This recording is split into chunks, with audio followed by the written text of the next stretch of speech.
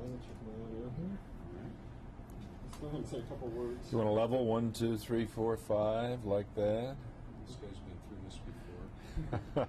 One more time, please. 1, 2, 3, 4, 5, 6, 7. Okay, we're set. Okay. And tape is still rolling. Oh, okay. Oh, you were rolling. All right, great. Well, Governor, how long have you known Bob Malott? About 20 long years. How did you make his acquaintance? I was curious. When I first ran for governor of the state of Illinois, Bob was one of my early supporters and eventually became my finance chairman of Citizens for Thompson. In fact, he still is. Okay. How would you describe him as a corporate leader in the state of Illinois? He was a world-class leader. Well, I think there are a number of things to be said about Bob Malott as a business leader. The first is that he chose Illinois as the place to headquarter his business, FMC. That had been a California company since its inception, and when Bob became the chief executive officer, he moved it from California to Illinois. So he's always had a warm spot in my heart for choosing Illinois as the headquarters for his company, and indeed for some of the manufacturing, although FMC is a worldwide conglomerate now. Secondly, Bob has always been a sort of what I would call a commanding presence in the business community. There are a lot of very fine chief executive officers of very large companies headquartered in Illinois, but some of them stick pretty close to their knitting, to their companies, and don't venture out much on the stage of politics. Up. I lost his mic. Rolling again. Okay, we got audio? I do. All right. The first part of that was fine. Let's pick up with the second part about him being a leader on the political stage as well. The other thing I'd say about Bob Malott is that he's always had a commanding presence on the Illinois corporate scene. There are a number of chief executives who are very fine chief executives for their companies who maybe participate a little less in the business community at large or in the national political scene. And Bob has always been a guy who not only took a very strong stand about issues that affected the Illinois business climate, but about issues that affected the national business climate as well. For years, he was a very lonely voice in the fight for reform of product liability legislation in Congress. I can remember going there with him 10 years ago and nobody gave him a chance. Today it's passed the House and Senate. He and I were just down there several weeks ago lobbying for it. It's going to be the culmination of a 13 or 14-year effort on his part. He's always taken a very large presence on Wall Street on behalf of his company and in international affairs, because FMC manufactures all over the world and it's in so many different businesses, from defense to gold mines to herbicides and insecticides and everything in between. He's had to be a world player in the business community from Chicago, and there are few CEOs that I've met in my 20 years who've played all those roles so successfully. He seems to have a vision for taking business out from Chicago to the rest of the world, because we're really, as a state and a nation, competing globally now. Well, he understands the global nature of commerce. Unfortunately, there's too many business people and certainly too many citizens of a state like Illinois who tend to think that Illinois, more or less takes care of itself. Our market may be Illinois, our market may be the Midwest, maybe the U.S., that just don't have any great understanding of how global business, American business, has become. In fact, there are a large number of American companies who really aren't American companies anymore. They may be headquartered in Illinois, but they're really transnational companies. They manufacture all over the world. They sell all over the world. They have to be concerned about things like foreign currency relationships with the dollar. They have to hedge the peso or the franc or the mark. And business today is vastly different than business 20 years ago. And it takes a CEO like Bob Malott to understand where business is going and to position the company to be ahead of the curve rather than struggling to catch up. Well, that also puts a lot of stock in corporate leaders having interest ranging beyond the narrow focus of their companies. I think that speaks well. Well, he's sort of a Renaissance guy. I mean, he's got sweeping interests in international affairs, quite apart from the business of FMC. He's got interests in history. He's on the board of the Smithsonian. He's been an inveterate traveler and explorer, North Pole, South Pole. He's been everywhere.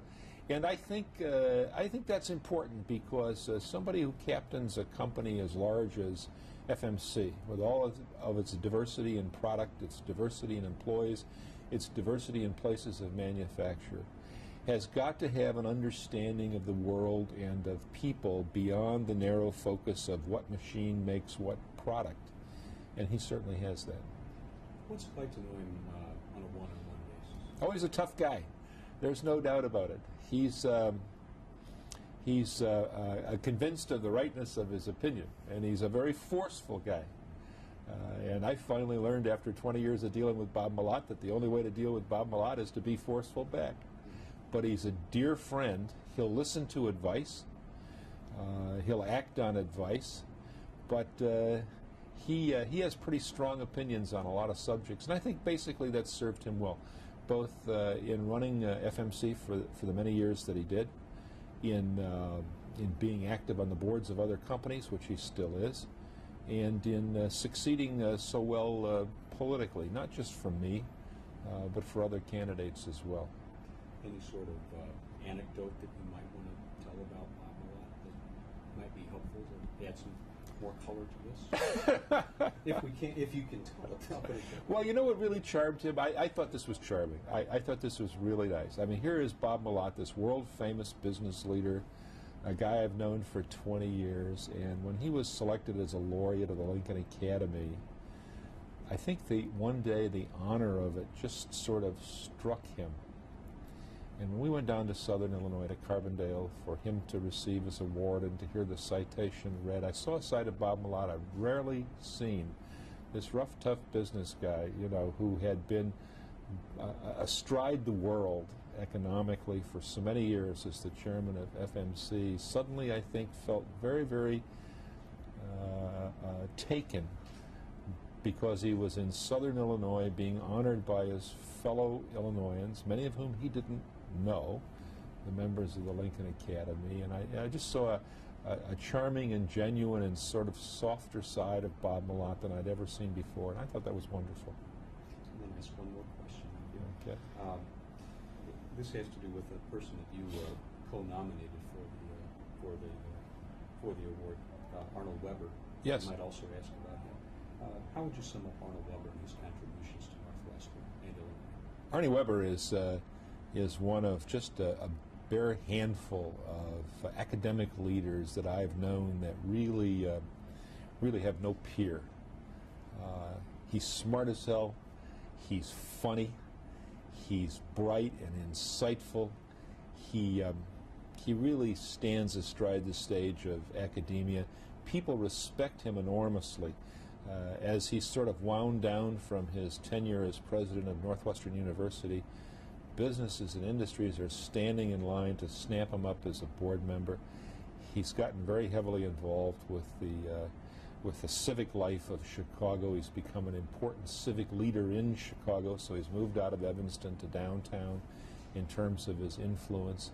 And it's interesting to watch the reaction of very smart, very savvy business people to Arnie Weber. Usually the relationship between the academics and the business community is sometimes a sort of a tenuous thing, but they've adopted him like one of their own, and they have an enormous affection and respect for him, and it's easy to see why. Very good. That'll do it, Governor. Okay. If you get an opportunity,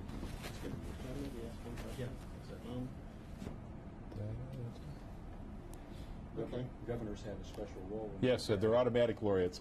Oh, well, Unless they get shot. Even if they go to jail, they're laureates. I didn't realize that. Oh, yes. Well, we're in a room surrounded by Lincoln memorabilia. Obviously, he's someone who had a role on you, a role in your life and your thinking. How would you sum up the